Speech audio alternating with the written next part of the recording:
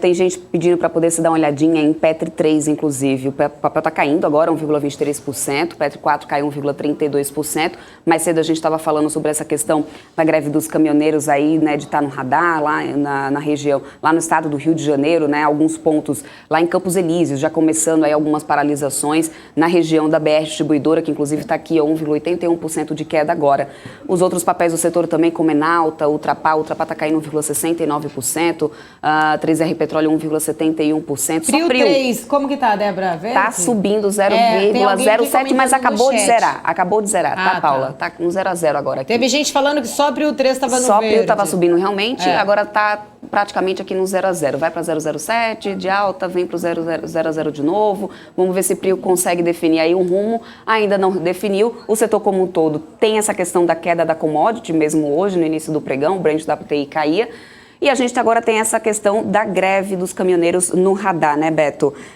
Além da questão do Petri 3, que estão pedindo para a gente dar uma olhada. Petri 4 também estão pedindo. Petri 4 e Petri 3. Então tá bom, vamos lá, vamos ver Petrobras. Também. E qual outro papel você acha que, de repente, pode ser muito impactado aí com essa questão de, se a gente volta novamente com greve dos caminhoneiros, tem novamente paralisação, suspensão, porventura, aí, de distribuição de combustível? Como que você vê isso aí graficamente? Vamos lá, né? Começando aqui com Petro 3 primeiro. Petro 3 a gente tinha comentado semana passada que tinha feito uma explosão de alta, né? Fez aquela arrancada depois de testar a média de 200 períodos, veio rompendo em linha reta vários topos anteriores, fez um pivô de alta, mas, né, foi impactado, digamos aí, por uma semana muito ruim e aí veio testar o fundo anterior. Pode até se falar que o pivô meio que já foi desfeito, já que a gente vai tentando perder esse fundo. Porém, eu ainda acho o papel numa situação interessante. A gente pode ver, ele pode estar entrando agora naquele cenário de expansão, né? Ou seja, rompe topos e cai em linha reta para romper fundos. Como eu sempre digo, é um cenário um pouco mais complicado.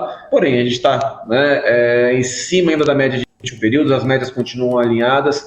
Se a gente, por exemplo, tiver um dia mais interessante hoje, e quando digo interessante, não digo nem fechando em alta, mas conseguir fechar acima da média de 21 períodos pelo menos, se conseguir voltar para o 0 a 0, ficar positivo, ainda voltar para cima da média de 8 períodos com um volume interessante, para quem for mais agressivo, pode marcar algum tipo de entrada. Considero bem arriscado, já que ele não está trabalhando de maneira clara com topos e fundos ascendentes, mas olhando para um prazo maior, pelo alinhamento das médias, pelo teste da média de 21 períodos, teste de fundo anterior, com topo anterior também, pode ser um ponto interessante, caso deixe um candle com bastante volume, e venha romper máxima, né, amanhã, por exemplo.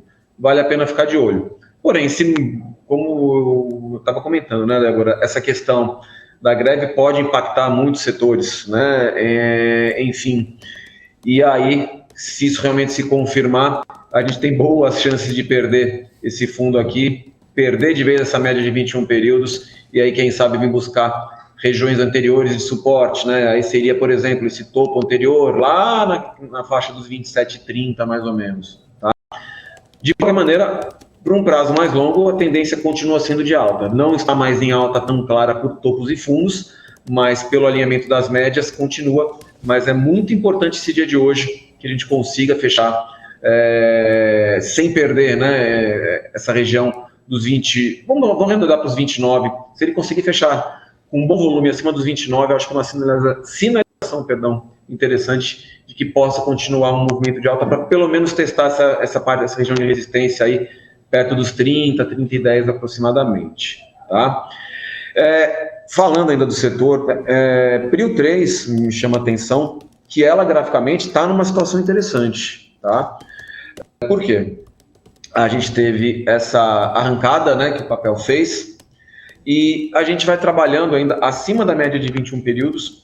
O dia, claro, só começou, o volume ainda é muito baixo, mas se a gente tiver um volume interessante até o final do dia, conseguir fechar acima da média de 8 períodos, fazendo um candle positivo, aí bem interessante, pode até marcar um candle de entrada, né? A gente vem de alguns dias de correção, perdendo algumas mínimas, e tem até uma estratégia, né, para quem gosta, né, para quem acompanha, é um trader famoso chamado Dave Landry, que pode gerar uma entrada, né, por essa estratégia dele, pelo menos da maneira que eu gosto de enxergar, quando você tem alguns candles que se estabelece um critério de tendência, você começa a ter candles que a mínima vai perdendo pelo menos a mínima de 2 dias anteriores, né? A gente fazendo isso, né, já tem como, por exemplo, o candle de hoje já tem a mínima abaixo da mínima dos últimos 2 dias.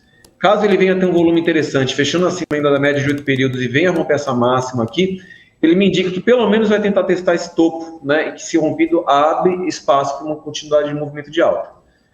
Se ele mostrar fraqueza, continuar perdendo fundos, vier perder, por exemplo, esse último fundo aqui do dia 6, né, que foi o último dia que o papel fez uma mínima mais consistente, né, perdendo algumas mínimas de dias anteriores, ainda mais já abaixo da média de 21 períodos, aí sim eu vejo que o papel pode começar a entrar, não digo entrar em tendência de baixa, mas perder uma tendência mais clara de alta, na qual ele está no momento, né, no curto prazo, até para quem é um pouco mais leigo, entende, basta bater o olho que consegue entender que a tendência do papel no curto prazo é de alta e forte no momento, tá? Então, é um papel que para quem está querendo, né, de repente, buscar alguma oportunidade, como eu disse, são poucas hoje, né, dentro do Ibovespa, para quem está querendo buscar uma oportunidade de compra, vale a pena ficar de olho aqui em Prio 3, eu acho que o papel está com uma cara interessante sim, tá? Vale a pena ficar no radar de vocês aí. Maravilha. Beto, qual mais? Vamos lá, quem continua no setor? Eu acho que tem mais algum aí do setor que você gostaria de olhar? Acho que a gente falou dos que foram pedidos, né? Petro 3, Petro 4 e Prio 3, mas se você estiver olhando aí... Petro 4 não olhei. Não olhou? Tá, então vamos lá. Vamos lá, Petro 4, vamos lá, Petro 4, vamos lá.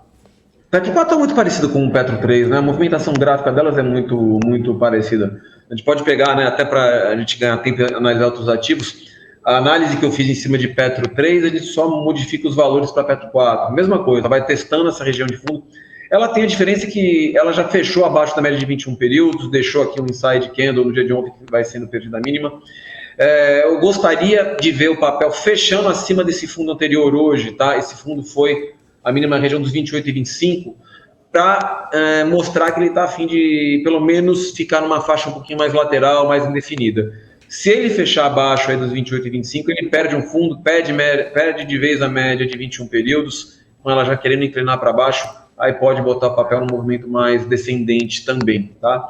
Mas o dia de hoje é importante, tem que acompanhar como o papel vai se comportar para ver se ele tenta retomar um movimento de alta ou se realmente faz um cenário de curtíssimo prazo mais positivo e tenta buscar suportes anteriores. E aí, um suporte está muito bem marcado para Petro 4, vem com esses dois fundos anteriores e um topo, né, que é aqui na faixa dos 26,50, 26,30, tá? Essa faixa aproximadamente.